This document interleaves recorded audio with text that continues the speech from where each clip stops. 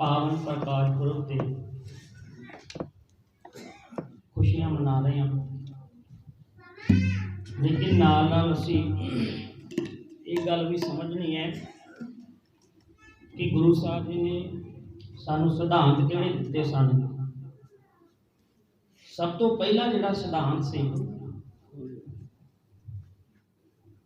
सब तो पहला किरत करो, उस तो बाद नाम जपो ते फिर वंड छको। ये तीन चीज़ां धन धन साहिब श्री गुरु नानक देव महाराज जी ने सानू बख्शिश कीतियां ते केवल सिखां नूं नहीं, जिसने भी इन्हां तीन लाइनां नूं फॉलो कीता वो कदे भी इंसान दुखी नहीं हो सकता।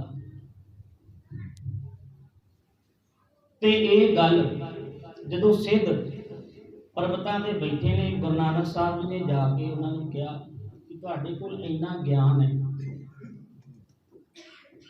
ते तुसी मनुखता की सेवा करो,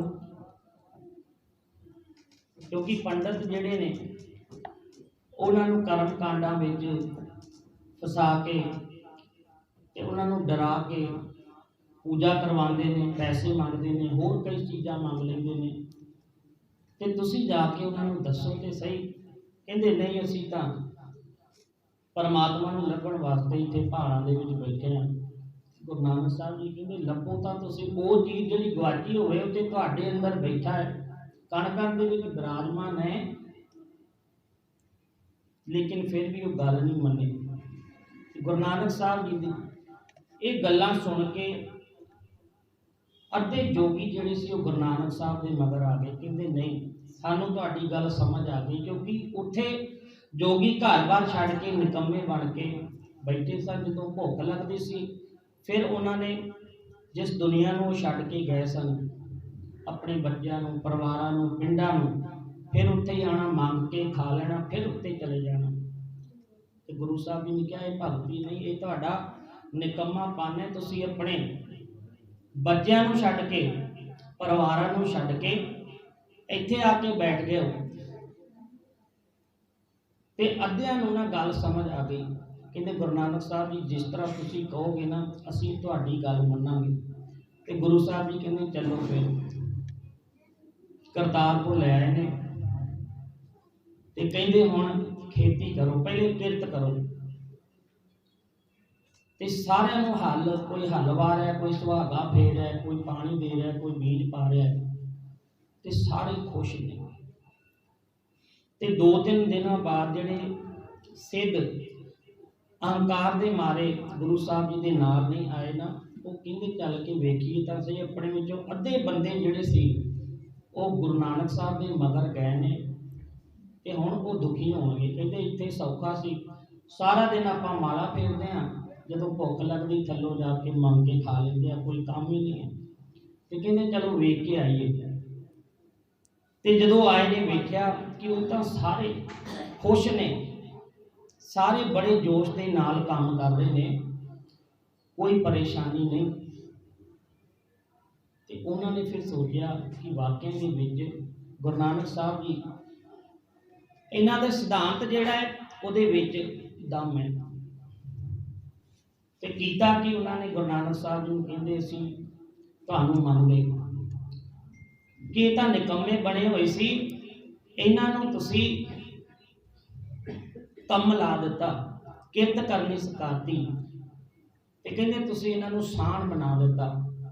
जिस तरह कोई आम पंजाब दे विच जिहदे बाजुआं 'च बहुत जान होंदी है, कोई भारा काम करे ते उहनूं कहंदे तेरे विच साण जिन्नी ताकत है। ते कहंदे गुरु साहब जी तुसीं तां इन्हां नूं कम ला के निकम्मिआं नूं साण बना दिता। ते गुरु साहब जी कहंदे 2 दिन होर ठहर जाओ। 2 दिनों बाद फिर वेख्या ते वो सारे ना काम करने तो बाद जदों रोटी खा रहे ने ते वंड के खा रहे ने, एक दूजे नूं कह रहे कि तू मेरी रोटी लै ला, इदां वंड के खा रहे ने। ते वेख के सिद्ध कहंदे गुरु नानक साहब जी पहलां तुसीं इन्हां नूं कम ला के साण बना दिता, कीर्ति बना दिता, ते ਤੇ ਹੁਣ ਇਹ ਵੰਡ ਕੇ ਖਾ ਰਹੇ ਨੇ, ਤੁਸੀਂ ਤਾਂ ਇਹਨਾਂ ਨੂੰ ਇਨਸਾਨ ਬਣਾ ਦਿੱਤਾ। ਤੇ ਤੀਜੇ ਦਿਨ ਆ ਕੇ ਜਦੋਂ ਵੇਖਦੇ ਨੇ ਤੇ ਉਹ ਪਹਿਲਾਂ ਕਿਰਤ ਕਰਦੇ ਨੇ, ਫਿਰ ਵੰਡ ਕੇ ਛੱਡਦੇ ਨੇ। ਸ਼ਾਮ ਨੂੰ ਸਾਰੇ ਬੈਠ ਕੇ ਬਾਣੀ ਪੜ੍ਹ ਰਹੇ ਨੇ। ਇਸੇ ਨੂੰ ਕਹਿੰਦੇ ਪਹਿਲਾਂ ਤੁਸੀਂ ਕਿਰਤ ਕਰਨੀ ਸਿਖਾ ਕੇ ਇਹਨਾਂ ਨੂੰ ਇਨਸਾਨ ਬਣਾ ਦਿੱਤਾ, ਤੇ ਵੰਡ ਕੇ ਛਕਣ ਨੂੰ ਤੁਸੀਂ ਇਹਨਾਂ ਨੂੰ ਇਨਸਾਨ ਬਣਾ ਦਿੱਤਾ। ਅੱਜ ਇਹਨਾਂ ਨੂੰ ਨਾਮ ਜਪਦਿਆਂ ਵੇਖ ਕੇ ਸਾਨੂੰ ਕਹਿਣਾ ਪੈ ਰਿਹਾ ਹੈ ਕਿ ਗੁਰੂ ਸਾਹਿਬ ਜੀ ਤੁਸੀਂ ਇਹਨਾਂ ਨੂੰ ਭਗਵਾਨ ਬਣਾ ਦਿੱਤਾ। ਆਖੋ ਸਤਨਾਮ ਸ੍ਰੀ ਵਾਹਿਗੁਰੂ। ਪਰਮਾਤਮਾ ਕਿਸ ਤਰ੍ਹਾਂ ਇਸ ਤਰ੍ਹਾਂ ਹੋ ਸਕਦਾ ਹੈ ਕਿ ਜਿਹੜੇ ਨਿਕੰਮੇ ਬਣ ਕੇ ਪਹਾੜਾਂ ਦੇ ਵਿੱਚ ਬੈਠੇ ਸਨ, ਉਹਨਾਂ ਨੂੰ ਤੁਸੀਂ ਇਹਨਾਂ ਤਿੰਨਾਂ ਗੱਲਾਂ ਦੇ ਵਿੱਚ ਉਹਨਾਂ ਨੂੰ ਸਮਝਾਉਣਾ ਕੀਤਾ ਤੇ ਉਹਨਾਂ ਨੂੰ ਗੱਲ ਵੀ ਪਕੜ ਦੇ ਵਿੱਚ ਆ ਗਈ। ਗੁਰੂ ਨਾਨਕ ਸਾਹਿਬ ਦਾ ਸਿਧਾਂਤ ਹੀ ਇਸ ਤਰੀਕੇ ਦਾ ਸੀ, ਤੇ ਗੁਰੂ ਨਾਨਕ ਸਾਹਿਬ ਜੀ ਦਾ ਜਿਹੜਾ ਤਰੀਕਾ ਸੀ ਉਹ ਬਹੁਤ ਹੀ ਲਾਜਵਾਬ ਸੀ। ਇੱਦਾਂ ਦਾ ਜਵਾਬ ਦਿੰਦੇ ਸਨ ਕਿ ਲੋਕ ਉਸ ਦੇ ਅੱਗੇ ਫਿਰ ਸਵਾਲ ਕਰਨ ਦੀ ਹਿੰਮਤ ਨਹੀਂ ਕਰਦੇ ਸਨ। ਲੇਕਿਨ ਜਿੱਥੇ ਗੁਰੂ ਸਾਹਿਬ ਜੀ ਸਾਨੂੰ ਛੱਡ ਕੇ ਗਏ ਸਨ, ਅੱਜ ਫਿਰ ਅਸੀਂ ਘੁੰਮ ਫਿਰ ਕੇ ਉੱਥੇ ਹੀ ਖੜੇ ਹਾਂ। ਵਹਿਮਾਂ ਤੋਂ ਭਰਮਾਂ ਤੋਂ ਸਾਨੂੰ ਦੂਰ ਕਰਕੇ ਗੁਰੂ ਸਾਹਿਬ ਜੀ ਗਏ। ਅੱਜ ਫਿਰ ਅਸੀਂ ਵਹਿਮਾਂ ਭਰਮਾਂ ਦੇ ਵਿੱਚ ਫਸੇ ਹੋਏ ਹਾਂ।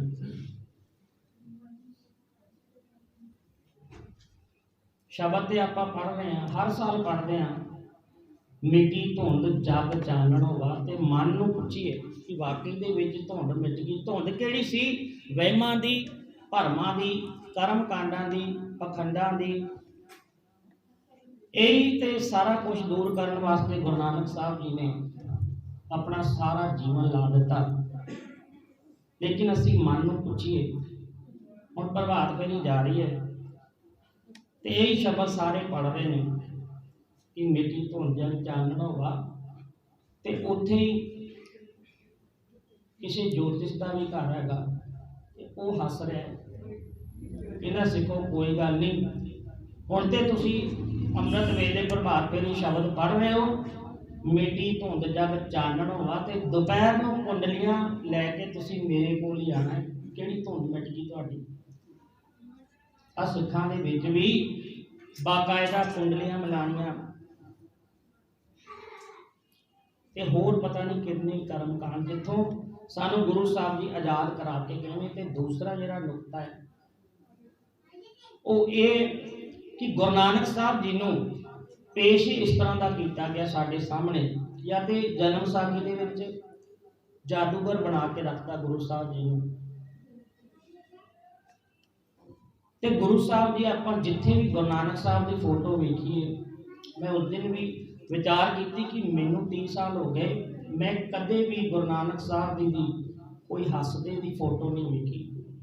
ਗੁਰੂ ਸਾਹਿਬ ਜੀ ਨੇ ਮਾਲਾ ਫੇਰਨ ਦਾ ਮਨਾ ਕੀਤਾ ਸੀ, ਕਿਉਂਕਿ ਬਾਣੀ ਫਰਮਾਨ ਕਰਦੀ ਹੈ ਮਾਥੇ ਤਿਲਕ ਹੱਥ ਮਾਲਾ ਪਾਣਾ ਲੋਗਨ ਨਾਮ ਕਿਲੋ ਨਾ ਜਾਣਾ।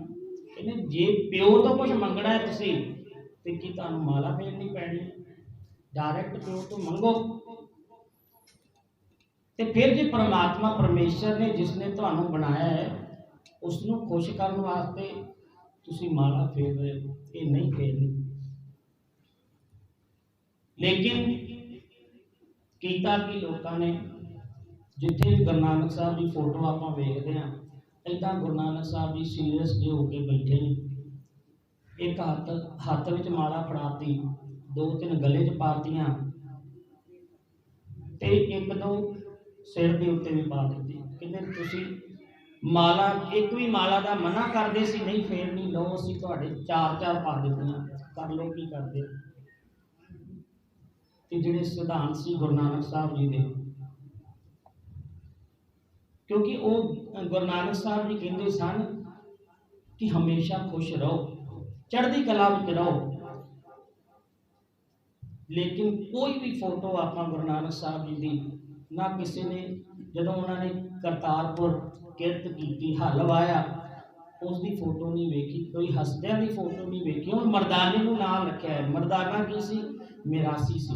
ਬਾਅਦ ਵਿੱਚ ਸਿੱਖ ਬਣਿਆ ਨਾ, ਤੇ ਮਿਰਾਸੀਆਂ ਦਾ ਕੰਮ ਕੀ ਹੁੰਦਾ ਹੈ? ਜਦੋਂ ਆਪਾਂ ਪੰਜਾਬ ਵਿੱਚ ਵੇਖਦੇ ਹਾਂ, ਵਿਆਹ ਸ਼ਾਦੀਆਂ ਹੁੰਦੀਆਂ ਸਨ ਤੇ ਮਰਾਸੀ ਆ ਕੇ ਸਾਰਿਆਂ ਨੂੰ ਹਸਾਉਂਦੇ ਸਨ। ਉਹਨਾਂ ਦਾ ਕੰਮ ਹੀ ਇਹੀ ਹੈ, ਰੋਜੀ ਰੋਟੀ ਇੱਥੋਂ ਚੱਲਦੀ ਉਹਨਾਂ ਦੀ।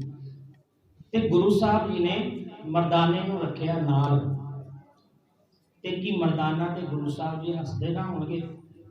ਕਿਉਂਕਿ ਸਾਡੀ ਸਿੱਖੀ ਹਾਸੇ ਤੇ ਖੜੀ ਹੈ।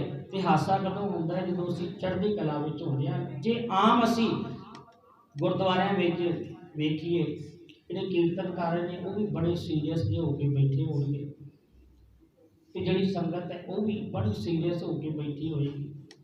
ਲੇਕਿਨ ਗੁਰੂ ਸਾਹਿਬ ਜੀ ਕਹਿੰਦੇ ਚੜ੍ਹਦੀ ਕਲਾ ਵਿੱਚ ਰਹੋ, ਹਮੇਸ਼ਾ ਹੱਸਦੇ ਰਹੋ, ਤੁਹਾਡਾ ਮਨ ਹਮੇਸ਼ਾ ਹੱਸਦਾ ਰਹੇ, ਖੁਸ਼ ਰਹੋ, ਟੈਨਸ਼ਨ ਨਹੀਂ ਲੈਣੀ। ਆਪਣੀ ਦਸਾਂ ਨੌਵਾਂ ਦੀ ਕਿਰਤ ਕਰੋ, ਵੰਡ ਛਕੋ, ਤੇ ਫਿਰ ਗੁਰੂ ਦੇ ਅੱਗੇ ਅਰਦਾਸ ਕਰੋ। ਲੇਕਿਨ ਇਸ ਤਰ੍ਹਾਂ ਦੀ ਗੁਰੂ ਨਾਨਕ ਸਾਹਿਬ ਜੀ ਦੀ ਰੂਪ ਰੇਖਾ ਜਿਹੜੀ ਸੀ ਨਾ, ਉਹ ਸਾਡੇ ਸਾਹਮਣੇ ਪੇਸ਼ ਹੀ ਕੀਤੀ ਗਈ। ਤੇ ਗੁਰੂ ਨਾਨਕ ਸਾਹਿਬ ਜੀ ਨੇ ਮਰਦਾਨੇ ਦੇ ਨਾਲ ਜਿਹੜਾ ਰਿਸ਼ਤਾ ਸੀ ਨਾ, ਉਹ ਦੋਸਤਾਂ ਦਾ ਸੀ, ਮਿੱਤਰਾਂ ਦਾ ਸੀ। ਕਦੇ ਇਹ ਨਹੀਂ ਕਿ ਮਰਦਾਨਿਆਂ ਮੈਂ ਉੱਤੇ ਬੈਠਾ, ਮੈਂ ਵੱਡਾ ਹਾਂ ਤੇ ਤੂੰ ਥੱਲੇ ਬੈਠ ਕੇ ਰਬਾਬ ਵਜਾ। ਨਹੀਂ, ਮਰਦਾਨਿਆਂ ਇੱਥੇ ਉੱਤੇ ਬੈਠ ਤੇ ਤੂੰ ਰਬਾਬ, ਜਿਹੜੀ ਬਾਣੀ ਆਈ ਹੈ ਆਪਾਂ ਕੀਰਤਨ ਕਰਦੇ ਹਾਂ, ਉਸ ਪ੍ਰਮਾਤਮਾ ਦੇ ਜਸ ਗਾਉਂਦੇ ਹਾਂ, ਆਪਣੇ ਨਾਲ ਬਿਠਾਇਆ। ਲੇਕਿਨ ਸਾਡੇ ਸਾਹਮਣੇ ਗੁਰੂ ਨਾਨਕ ਸਾਹਿਬ ਜੀ ਦੀ ਤਸਵੀਰ ਇਸ ਤਰ੍ਹਾਂ ਦੀ ਰੱਖੀ ਗਈ ਕਿ ਜਿਹੜੀ ਵੀ ਤਸਵੀਰ ਗੁਰੂ ਨਾਨਕ ਸਾਹਿਬ ਦੀ ਵੇਖਦੇ ਹਾਂ ਆਪਾਂ, ਇੱਕਦਮ ਸੀਰੀਅਸ ਬੈਠੇ ਹੋਏ। ਕੋਈ ਵੀ ਇਸ ਤਰ੍ਹਾਂ ਦੀ ਫੋਟੋ ਨਹੀਂ ਜਿਹਦੇ ਵਿੱਚ ਗੁਰੂ ਨਾਨਕ ਸਾਹਿਬ ਜੀ ਹੱਸ ਰਹੇ ਹੋਣ। ਗੁਰੂ ਨਾਨਕ ਸਾਹਿਬ ਜੀ ਨੂੰ ਜਦੋਂ ਪੱਥਰ ਮਾਰੇ ਨੇ, ਬੇਤਾਲਾ ਕਿਹਾ, ਤਾਂ ਵੀ ਜ਼ਖਮਾਂ ਤੋਂ ਲਹੂ ਨਿਕਲਿਆ, ਫਿਰ ਵੀ ਹੱਸ ਰਹੇ ਨੇ। ਕਹਿੰਦੇ ਕੋਈ ਨਹੀਂ, ਤੁਹਾਡੀ ਗਲਤੀ ਨਹੀਂ ਬੰਦਿਓ, ਜਿਹੜੇ ਤੁਸੀਂ ਪੱਥਰ ਮਾਰ ਰਹੇ ਹੋ, ਮੈਨੂੰ ਭੂਤ ਨਾ ਕਹਿ ਰਹੇ ਹੋ, ਇਹ ਤੁਹਾਡੀ ਅਗਿਆਨਤਾ ਹੈ ਤੇ ਮੈਂ ਇਸੇ ਨੂੰ ਤਾਂ ਠੀਕ ਕਰਨ ਆਇਆ। ਤੇ ਗੁਰੂ ਨਾਨਕ ਸਾਹਿਬ ਜੀ ਹੱਸ ਕੇ ਟਾਲ ਦਿੰਦੇ ਨੇ। ਇਸ ਕਰਕੇ ਹੱਸਣਾ ਜਿਹੜਾ ਹੈ ਉਹ ਸਿੱਖੀ ਦੇ ਨਾਲ ਜੁੜਿਆ ਹੋਇਆ ਹੈ। ਤੇ ਜਦੋਂ ਤੱਕ ਅਸੀਂ ਚੜ੍ਹਦੀ ਕਲਾ ਵਿੱਚ ਨਹੀਂ ਰਵਾਂਗੇ, ਤਾਂ ਤੱਕ ਸਾਡਾ ਜਿਹੜਾ ਹਾਸਾ ਹੈ ਉਹ ਨਹੀਂ ਨਿਕਲ ਸਕਦਾ। ਜਦੋਂ ਗੁਰੂ ਨਾਨਕ ਸਾਹਿਬ ਜੀ ਮੱਝੀਆਂ ਚਰਾ ਰਹੇ ਨੇ, ਕਿੱਦਾਂ ਆਨੰਦ ਦੇ ਵਿੱਚ, ਡੰਡਾ ਹੱਥ ਦੇ ਵਿੱਚ ਹੈ ਤੇ ਝੂਮਦੇ ਫਿਰਦੇ ਨੇ।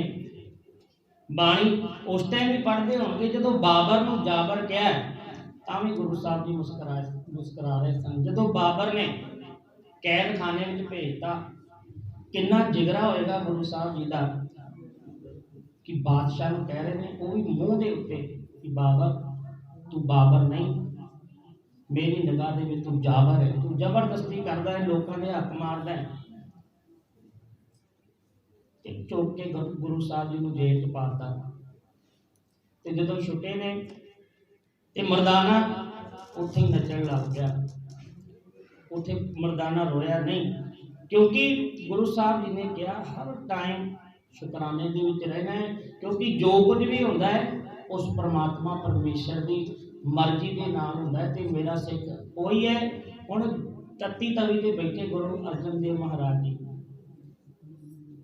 ਕਿ ਉੱਥੇ ਗੁਰੂ ਸਾਹਿਬ ਜੀ ਰੋਏ ਜਾਂ ਕੋਈ ਚੀਕ ਮਾਰੀ? ਨਹੀਂ, ਤੱਤੀ ਤਵੀ ਤੇ ਬੈਠ ਗਏ ਨੇ, ਇਸ ਤਰ੍ਹਾਂ ਜਿਸ ਤਰ੍ਹਾਂ ਆਪਾਂ ਸੋਫੇ ਤੇ ਜਾਂ ਬੈੱਡ ਤੇ ਬੈਠਦੇ ਨੇ ਚੌਕੜਾ ਮਾਰ ਕੇ। ਤੇ ਬੈਠਦਿਆਂ ਸਾਰੇ ਕਹਿ ਰਹੇ ਨੇ ਤੇਰਾ ਕੀਆ ਮੀਠਾ ਲਾਗੇ। ਕਿੰਨੀ ਚੜ੍ਹਦੀ ਕਲਾ ਹੋਵੇਗੀ ਸਾਡੇ ਤੇ ਕੰਡਾ ਵੱਜ ਜੀ ਕਿ ਅਸੀਂ ਦਰਦ ਦੇ ਨਾਲ ਘਰਾਂ ਉੱਠਦੇ ਹਾਂ। ਗੁਰੂ ਗੋਬਿੰਦ ਸਿੰਘ ਮਹਾਰਾਜ ਜੀ ਪਰਿਵਾਰ ਵਿਛੜ ਗਿਆ ਹੈ, ਕੱਪੜੇ ਪਾਟੇ ਹੋਏ ਨੇ, ਪੈਰਾਂ ਵਿੱਚ ਜੋੜੇ ਨਹੀਂ, ਫਿਰ ਵੀ ਜੰਗਲ 'ਚ ਪਏ ਨੇ, ਪੱਥਰਾਂ ਦਾ ਸਰਾਣਾ ਬਣਾ ਕੇ ਉੱਥੇ ਵੀ ਚੜ੍ਹਦੀ ਕਲਾ ਵਿੱਚ ਨੇ। ਕਹਿ ਰਹੇ ਨੇ ਮਿੱਤਰ ਪਿਆਰੇ ਨੇ ਹਾਲ ਮੁਰੀਦਾਂ ਦਾ ਕਹਿਣਾ। ਕਿੰਨਾ ਵੱਡਾ ਜਿਗਰਾ ਚਾਹੀਦਾ ਇਹਦੇ ਵਾਸਤੇ। ਸੋ ਇਸ ਕਰਕੇ ਅੱਜ ਸਾਡੇ ਸਾਹਮਣੇ ਰੂਪ ਰੇਖਾ ਇਸ ਤਰ੍ਹਾਂ ਦੀ ਬਣਾ ਦਿੱਤੀ, ਕਿਉਂਕਿ ਗੁਰੂ ਜਿਹੜਾ ਹੈ ਉਹ ਪਰਮਾਤਮਾ ਨੂੰ ਮਿਲਾਉਣ ਦੇ ਵਿੱਚ ਬਹੁਤ ਵੱਡਾ ਰੋਲ ਅਦਾ ਕਰਦਾ ਹੈ। ਲੇਕਿਨ ਸਾਨੂੰ ਇੰਨੀ ਸਮਝ ਆਈ ਵੀ ਨਹੀਂ ਕਿ ਗੁਰੂ ਕੌਣ ਹੈ ਤੇ ਪਰਮਾਤਮਾ ਕੌਣ ਹੈ, ਕਿਉਂਕਿ ਸਾਡੇ दसां गुरुआं ने मना किया कि असी गुरु नहीं, असी परमात्मा नहीं, असी शरीर करके जिदा आम बंदा पैदा होता है उस तरह ही आए हैं ते असी जाना भी उसी तरह है। साडा शरीर भी एक दिन आत्मा तो जुदा हो जाएगा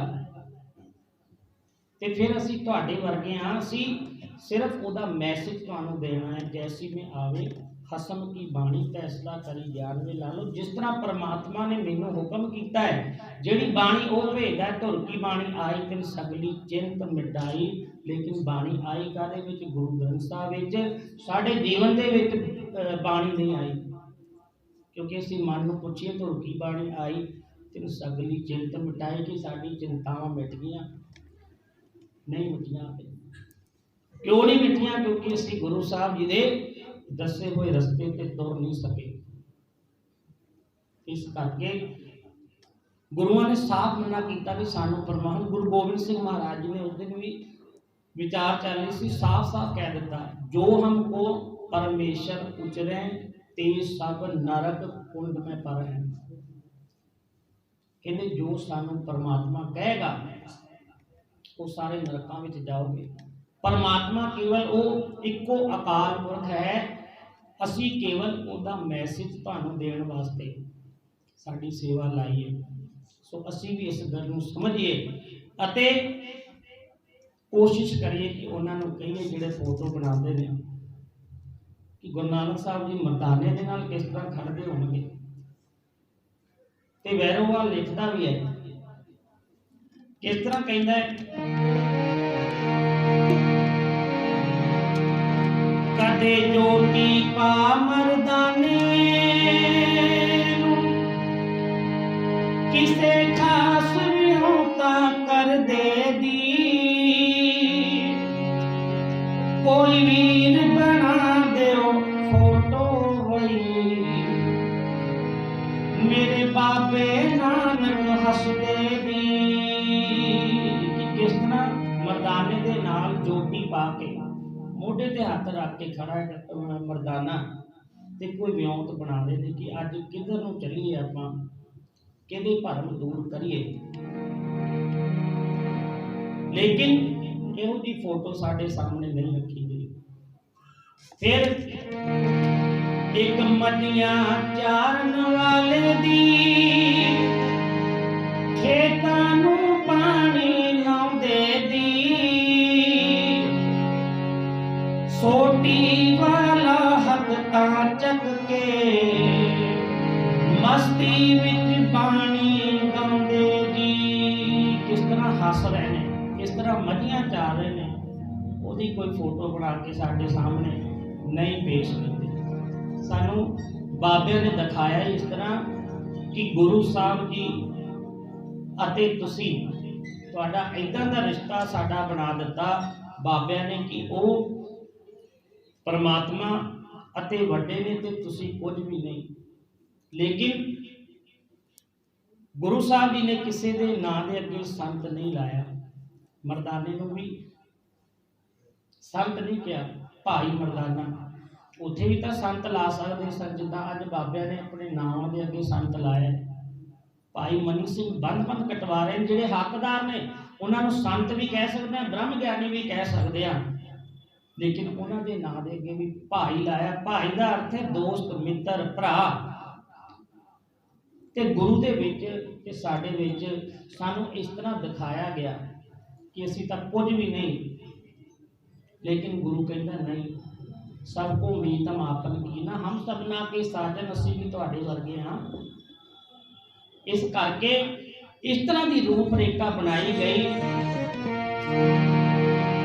एक मजियां चारन वाले दी खेतों नूं पानी लावण दी, सोटी वाला हथ तां चक के मस्ती विच पानी गाउंदे नी। जदों बाबा कैद तो छुटिया सी, मर्दाने खुशी मनाउंदे दी। जदों बाबर नूं जाबर किया ते कैद कर लिया गुरु साहब जी नूं, ते जदों छड्डिया कि मरदाना उत्ते रोया नहीं कि गुरु साहब जी तुहानू जेल च भेजता। गुरु नानक साहब भी हस रहे ने ते मरदाना भी खुशी मना रहे हैं। ते अंतली लाइन आप सुन के उस तो बाद समाप्ति करने। लोकां तो पैंदे रोड़ियां दी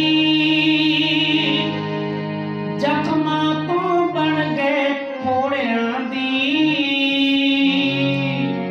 जदों लोग भूतना बेताला कह रहे ने, वड्डे चुक चुक के मार रहे ने गुरु साहब जी दे, खून निकल रहा है ते वो जिहड़े जिथे खून निकलिया जख्म बन गए उत्ते फोड़े बन गए ने, फिर भी गुरु साहब जी चढ़दी कला विच ने हस रहे ने। पर इस तरह की फोटो साडे सामने अज तक पेश की नहीं गई।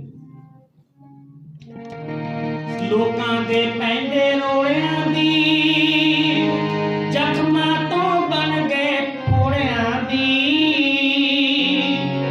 कोई वीर बना दो फोटो मेरे बाबे नानक हसदे भी। कोई वीर बना दो फोटो मेरे बाबे नानक हसदे भी। सो आपां भी चढ़दी कला विच रहना सीखिए। दुख अते सुख जीवन दे विच आउंदे रहणगे, क्योंकि ये संसार चलाउण वास्ते जरूरी है। केतियां दुख भूख सदमार ये भी दात तेरी दातार। ये सारे अमीर ही बना देता ना, तो संसार ज़्यादा दिन नहीं चल पाना सी। जिहड़ा कूड़ा सी ये किहने चुकना सी, नालियां किहने साफ करनियां सी। इस करके उसने इस तरह का सिस्टम बनाया, सारी धरती नूं वो चला रहा है। असी एक परिवार 7-8-10 मैंबर का होंदा है, एक परिवार चलाना कितना औखा होंदा है घर के मुखी वास्ते, लेकिन वो दाता सारी सृष्टि को चला रहा है, कितना वड्डा वो है। सो आपां यही अरदास करनी, दाता जिस तरह तू चढ़दी कला विच रहिंदा सी ना, असी भी चढ़दी कला विच रवांगे, हमेशा असी खुश रवांगे। तो यही अरदास करांगे, ये नहीं कहांगे दुख ना दे, क्योंकि दुख तो आएंगे, संसार नहीं चल सकता। अरदास यही करनी है, जे सुख देता तुझे आराधी, दुख भी तुझे ते आई। दाता इन्नी क्षमता दे, इन्नी बर्दाश्त करने की ताकत दे दे कि दुखों को भी असी तेरी दात समझ के रख लीए। जिदा तू खुशियां देता है ना, किस तरह असी खेड़े मत्थे प्रवान करते हैं, इसी तरह सानू चज आ जाए। सो बाकी का प्रोग्राम वीर कुलविंदर सिंह जी आप सारे दसणगे जी।